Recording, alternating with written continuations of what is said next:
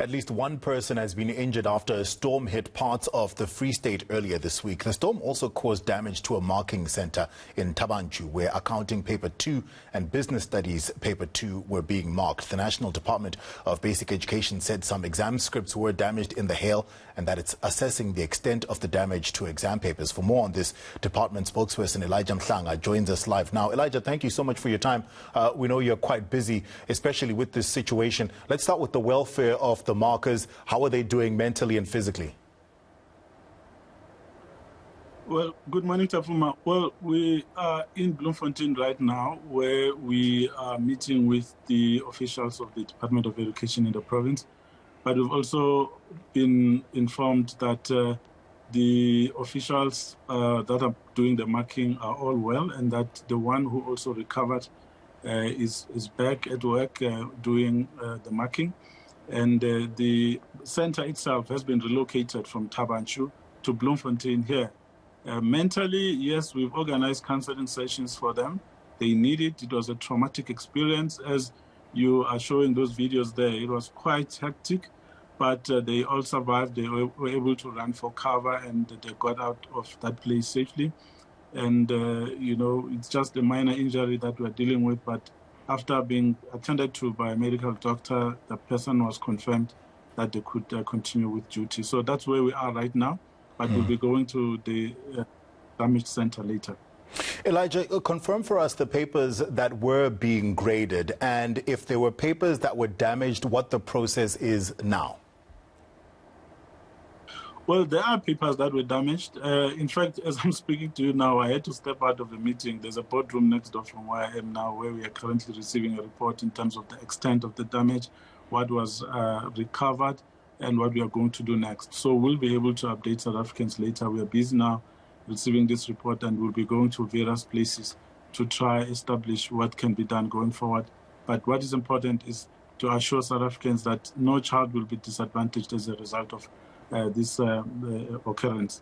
It's not a fault of anybody. It's not the department, and it's not the candidates themselves, nor is it the fault of the markers. So it's something that we have to deal with, but it's there. It's provided for in the policies that govern the administration of the National Senior Certificate Examination. So we are going to make sure that first we establish the extent of the damage, and two, we determine our way forward, and that's what we are currently doing right now.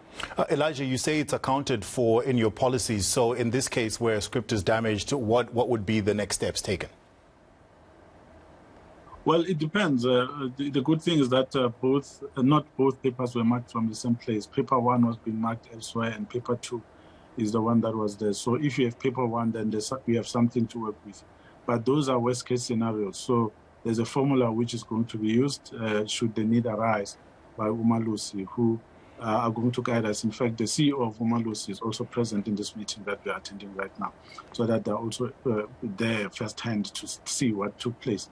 And then the determination will be made in terms of which option of the available provisions is going to be used. But there's something called the missing script principle, which can also be used in this situation, but that can only be determined once we have established the nature of the damage and the extent to which the scripts have been damaged, whether we can recover or not. Because in that center, you had scripts which had been marked and captured, scripts which had been marked and not captured, and you also had scripts which had not yet been marked. So if it was marked and captured, then that's fine, even if it's damaged, because you have all the information in your computer system. So it's marked and not captured and unmarked that you really need to worry about, because if it's lost, if it's gone, then you need to think of creative ways around it.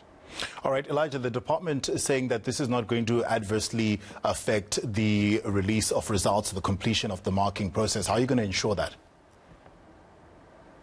Well, there was just a day of disruptions in that center. We were able to relocate the marking from Thaba Nchu to Bloemfontein, which is here in the city, where marking is continuing. So in that regard, there was no disruption, and there will be no delay. The marking will continue and will be completed on schedule on the 22nd of December. So we don't see a delay in that regard.